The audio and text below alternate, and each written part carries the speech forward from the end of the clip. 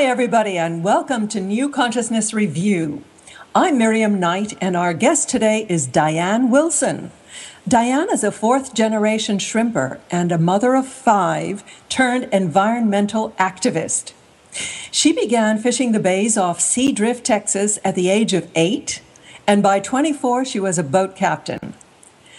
After the waters she fished became so polluted by the chemical plants on the bay that she lost her livelihood, she took on 3 petrochemical giants practically single-handedly.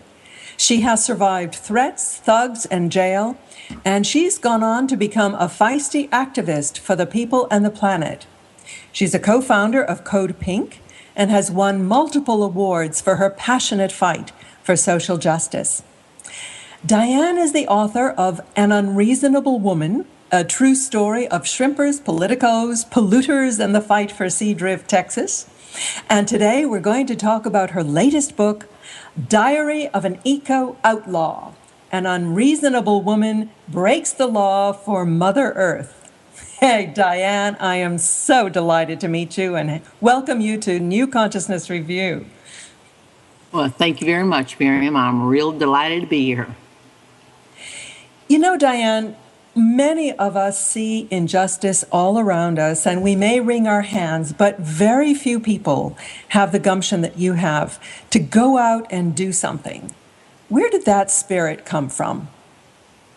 Well, I think it had to do with the way I was raised. I'm one of the few lucky people, and some people may not think it's lucky, but I'm one of the few lucky people that I've spent my entire life in one place on the water. My family's been fishing around this little place on San Antonio Bay for 100 years now.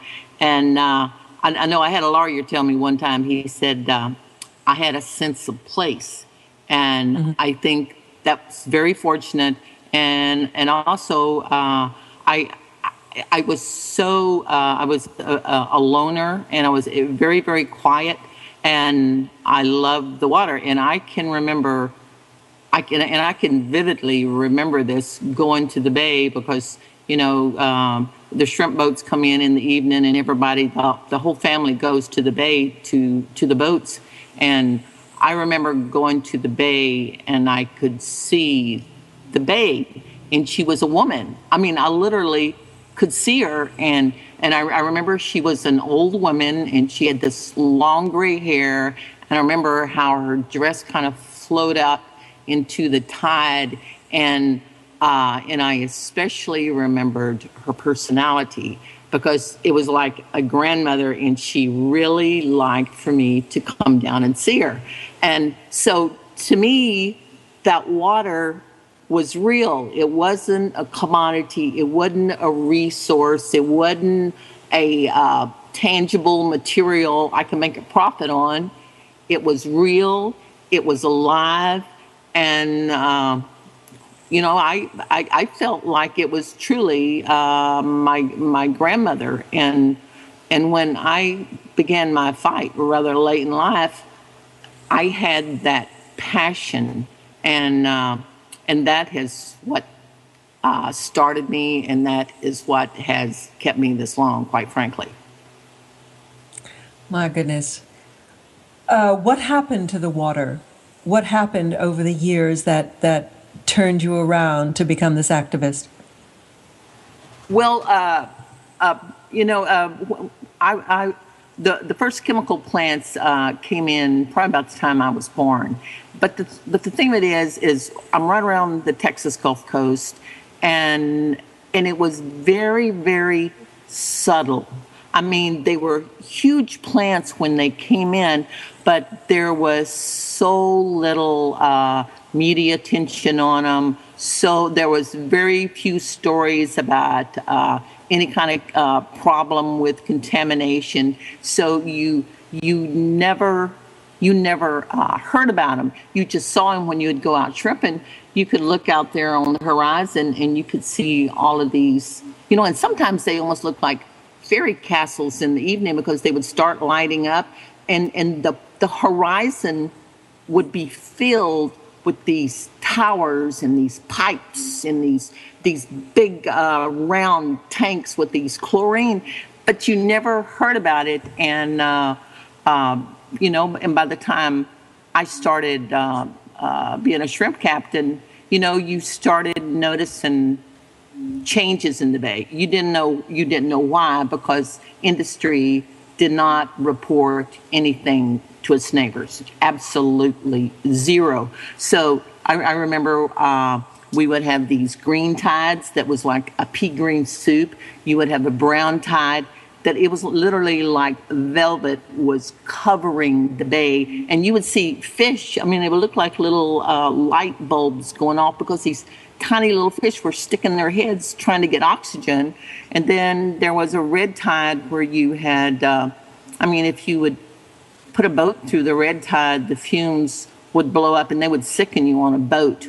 And shrimping started really, really getting bad, and I had a hard time supporting all my kids. So I started working at this fish house, and that's where all the shrimpers bring their shrimp in.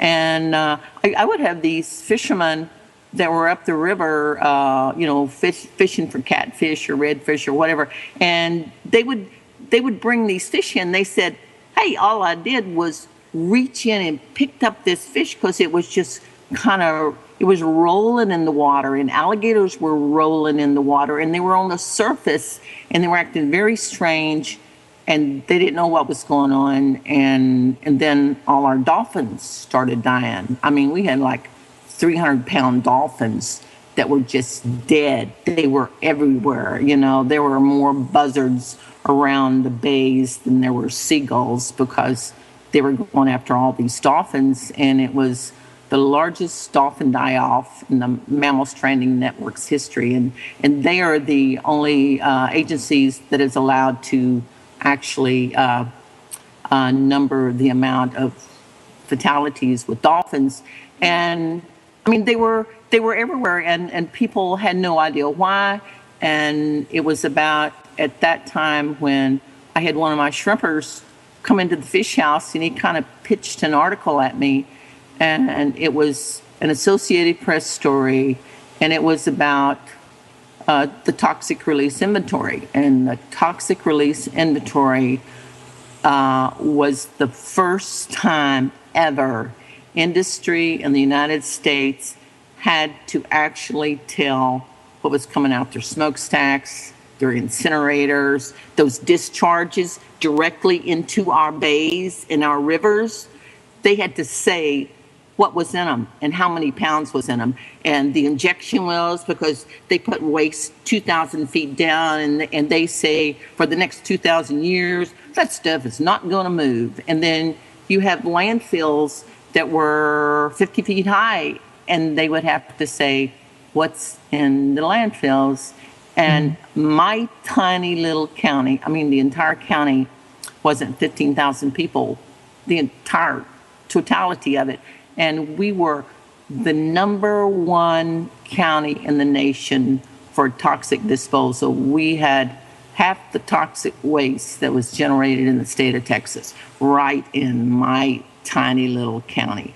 And that information, it literally blew me over, quite frankly. And by nature, I'm real quiet, and I don't like talking, and I don't like getting in crowds, but that information just, I could not do something. I think if I had not did something, I would have lost the best part of myself. And so I acted totally out of character, and I just, and the first thing I ever did is, all I did was pick up a phone and call a meeting, and from there on, it was like this snowball rolling down a hill. What was the response to that meeting? Well, I tell you what, that was almost surprising as reading about that article, because there was such a backlash. An immediate backlash. And see, you got to realize, down fish house is smelly, there's shrimp smells, there's, hard heads floating in the water sometimes, and it's not a real pleasant smell to some folks who aren't used to it.